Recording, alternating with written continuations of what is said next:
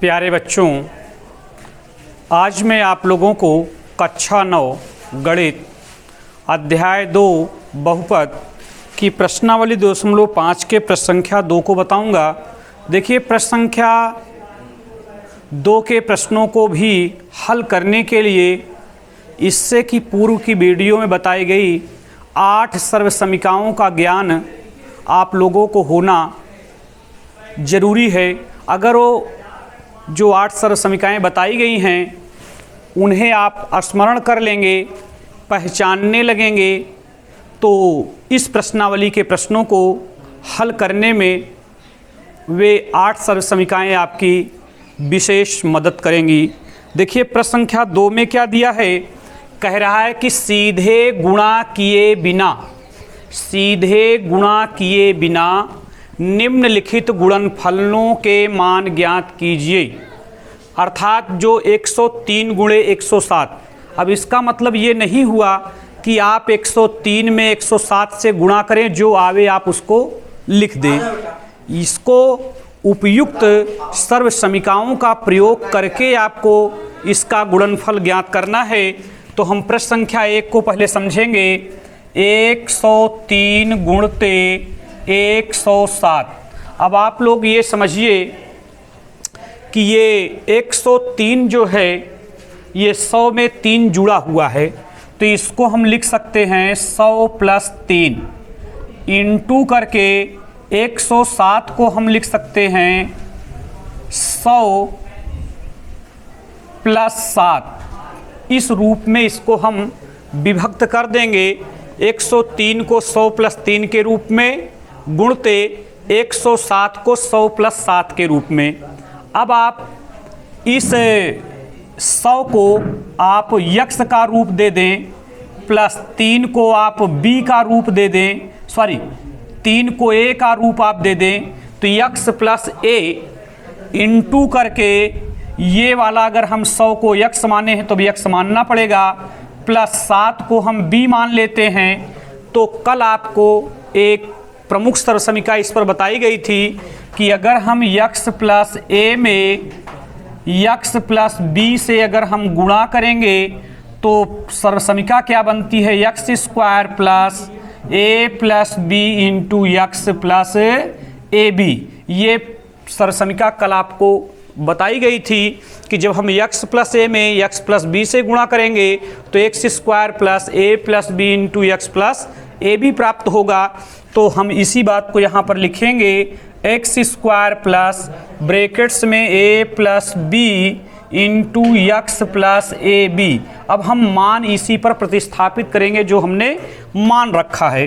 तो चूंकि हमने यक्स किसको माना है, 100 को, तो हम 100 का स्क्वायर करेंगे, प्लस ए हमने किसको माना है, 3 को, बी किसको मैंने माना है 7 को, इंटू यक्स का मान हमने 100 माना है, प्लस ए का मान कितना है 3, गुणते बी का मान क्या है 7।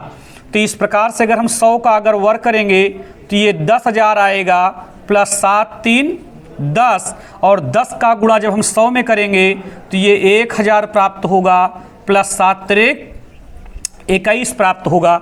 अब ये 10,000 और ये 1000 11,000 बनेगा। तो 11,000 में अगर हम 21 जोड़ेंगे तो ये 11,021 ऐसे लिखा जाएगा, 11,021। तो जो 103 गुणे 107 का जो आपस में गुणा करना था वो कह रहा था कि सीधे गुणा किए बिना, अर्थात ये नहीं कि डायरेक्ट आप गुणा करके इसका आंसर लाइए, इसको इस सर्वसमीका के आधार पर गुणा करके तब आपको लाना है। इसी प्रकार से देखिए, सेकंड वाला थोड़ा से आपको विशेष रूप से समझना होगा। जैसे सेकंड वाला क्या है, 95 गुणे 96। अब आप समझिए कि 95 गुणे 96 है, तो आप ये देखिए कि 100 में से अगर हम 5 घटा दें तो कितना आ जाएगा, 95। तो हम इसको लिख देते हैं 100 माइनस 5 के रूप में, और इंटू करके इस 96 को हम लिखेंगे 100 माइनस 4 के रूप में। अब आप यहाँ पर समझिए कि हमने 95 को क्या रूप दे दिया, 100 माइनस 5 का रूप दे दिया, और 96 को हमने 100 माइनस 4 का रूप दे दिया। जब हम 100 में से 4 घटाएंगे तो 96 आएगा, और जब 100 में से 5 घटाएंगे तो 95 आएगा। अब हम इसको हल करेंगे कुछ मानकर बीजीय अक्षरों के रूप में।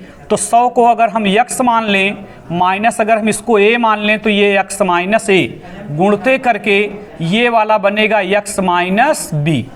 अब इसके बराबर क्या सर्वसमीका होती है, इसको थोड़ा से हम रफ में समझाएंगे आपको। तो सर्वसमीका हम स्वयं भी बना सकते हैं। x माइनस a से हम पहले किस में गुणा कर लेंगे, x माइनस b से। तो हम जब x का x में गुणा करेंगे तो हम x स्क्वायर पाएंगे, x से गुणा a में करेंगे तो माइनस ax पाएंगे, माइनस b से x में गुणा करेंगे तो माइनस bx पाएंगे, इसके बाद माइनस b से इसमें गुणा करेंगे तो हम प्लस ab पा जाएंगे। तो x स्क्वायर, अब देखिए पहले और दूसरे पद दोनों में x कॉमन है, तो माइनस चिन्ह का प्रयोग यहाँ करके हम x कॉमन जब लेंगे तो x यहाँ लिख देंगे, a और b बच रहा है तो a प्लस ये b हो जाएगा। चूंकि दोनों पद में ऋण चिन्ह है तो ऋण चिन्ह अगर कॉमन लिया गया है तो ब्रैकेट्स के अंदर अब दोनों पद a प्लस b हो जाएंगे प्लस के रूप में, इंटू x प्लस ये ab बन जाएगा। तो इस प्रकार से बच्चों जो ये x minus a into x minus b प्राप्त हुआ है, अगर हम इसके स्थान पर अगर हम सर्वसमीका लिखना चाहें तो सर्वसमीका मिलेगी x square minus a plus b into x plus a b. अब इसी सर्वसमीका पर हम जो माने हैं वही मान हम इस पर प्रतिस्थापित करके जब हल करेंगे तो हमारा आंसर आ जाएगा। तो x हमने किसको माना है, 100 को, तो अर्थात ये 100 का वर्ग माइनस a हमने किसको माना है, 5 को, प्लस b हमने किसको माना है, 4 को, इंटू x हमने किसको माना है, 100 को, प्लस a हमने किसको माना है, 5 को, गुणे b किसको माना है हमने, 4 को। तो हम 100 का अगर वर्ग करेंगे तो ये 10,000 आ जाएगा, माइनस ये आप देखिए कि 5 4 9 होगा, जब 9 का गुणा हम 100 में करेंगे तो ये 900 हो जाएगा। तो 900 प्लस 5 चौक 20। अब आप लोग देखिए कि इसमें दो पद धन चिन्ह में है और एक पद ऋण चिन्ह में है।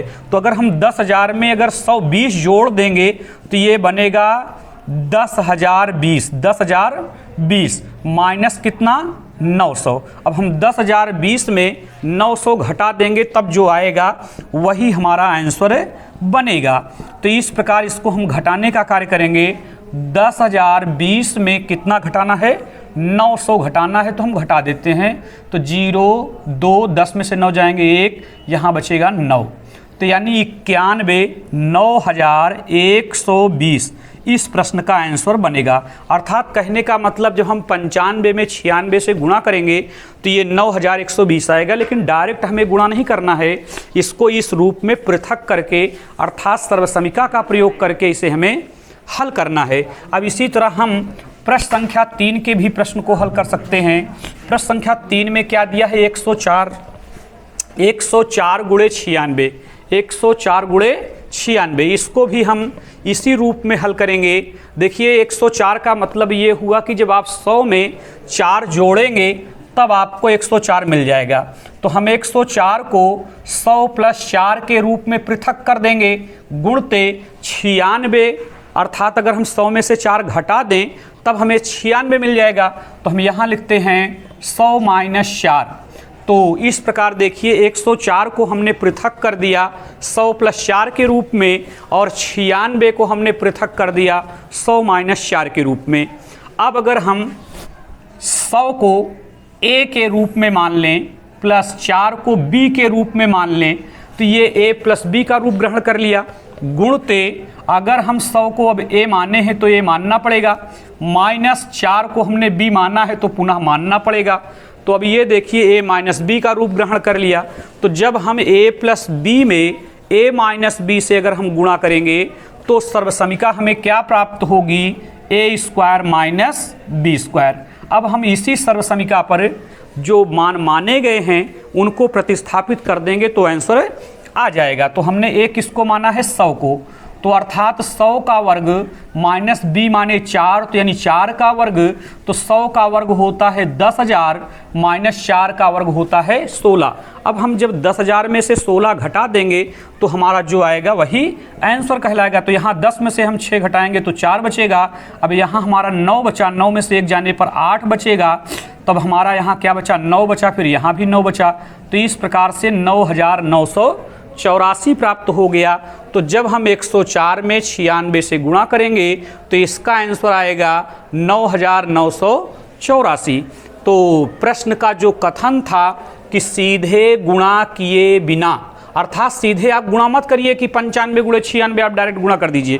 तो अगर आप 95 गुणे 96 करेंगे तो आंसर आएगा, पर उसको जांचने वाला आपका प्रश्न गलत कर देगा, क्योंकि प्रश्न में निर्देश है कि आप सीधे गुणा ना करके उपयुक्त सर्वसमीकाओं का प्रयोग करते हुए इन गुणनफलों को आप ज्ञात कीजिए। तो प्रश्न संख्या 2 में इस तरह के 3 प्रश्न दिए गए थे, हमने आप लोगों को उन्हें बता दिया।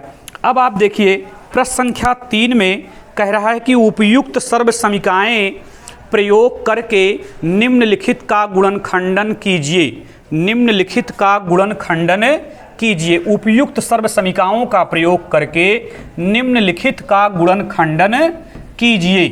तो आप देखिए कि पहला क्या है, तीसरे प्रश्न का जो पहला वाला प्रश्न है 9x² plus 6xy plus y²।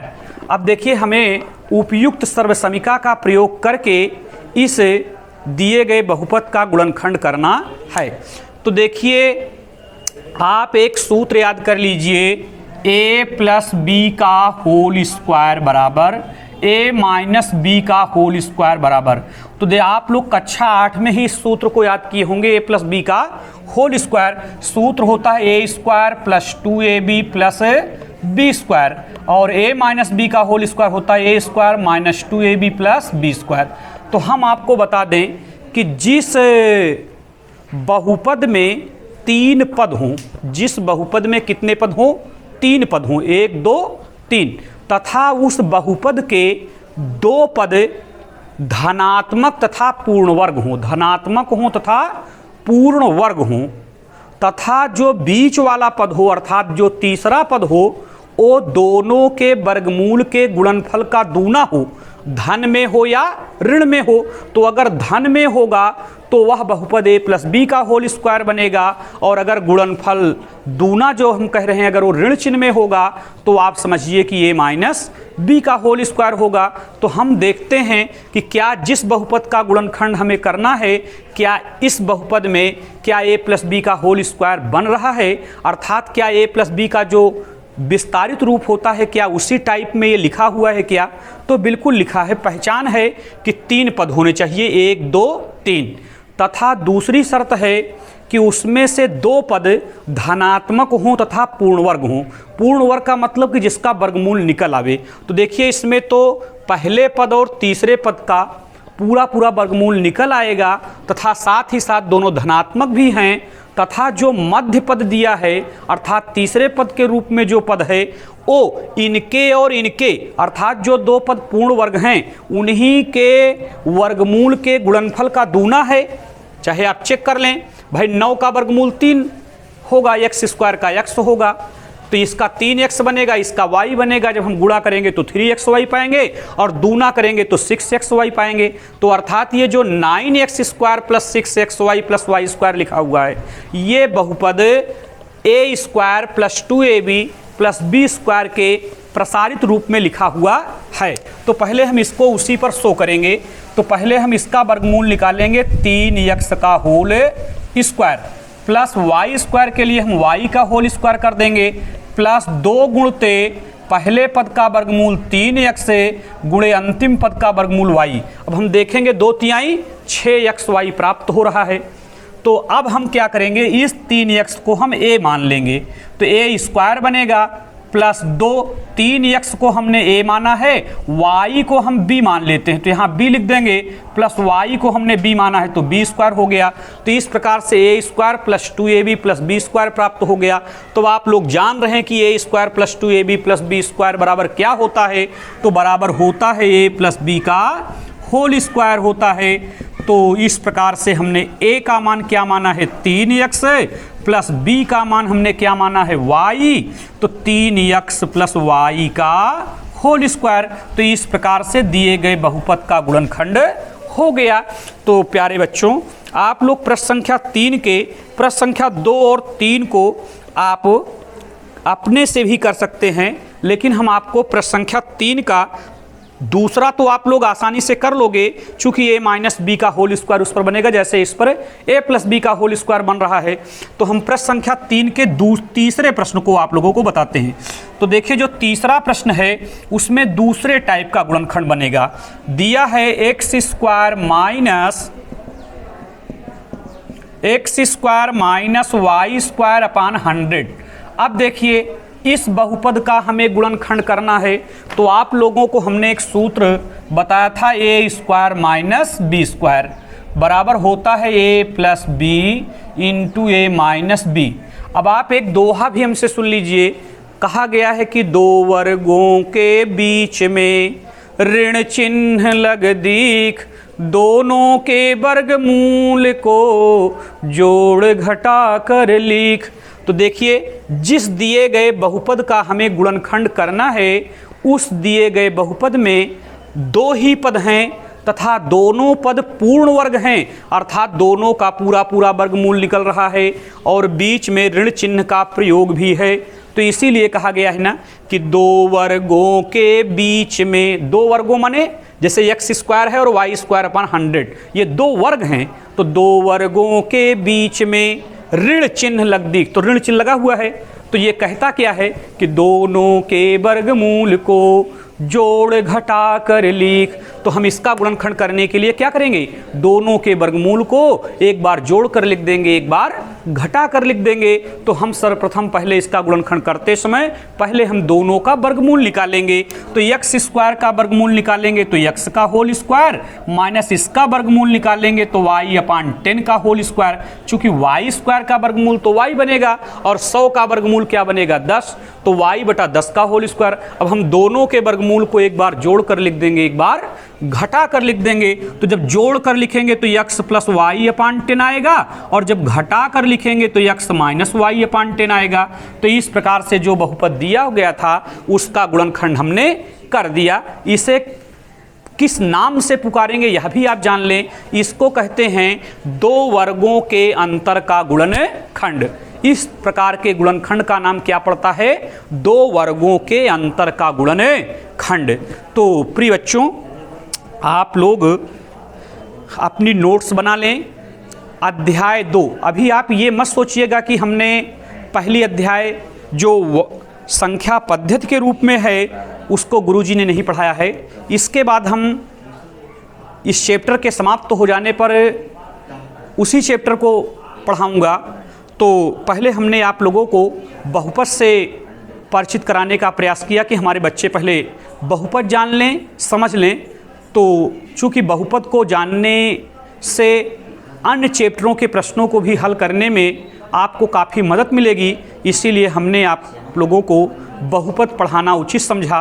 तो आप लोग नोट्स बना लें, कापी में आप प्रतिदिन जो प्रश्न यहाँ पर बताए जा रहे हैं, प्रतिदिन की वीडियो आपको आपके YouTube चैनल पर डाली जा रही है, तो उसमें से आप देखकर अपनी फेयर कापी बनाते चलें। उस फेयर कापी से देखकर आप प्रश्नों को अपने से भी हल करें। गलत हो आप कापी में देखें, फिर से मिलान करें और अभ्यास करते रहेंगे तो आप आगे बढ़ेंगे। चूँकि विद्याभ्यासेन वर्धते, विद्या अभ्यास से बढ़ती है, इसलिए आप लोग नित्य इसका अभ्यास करते रहें। बस।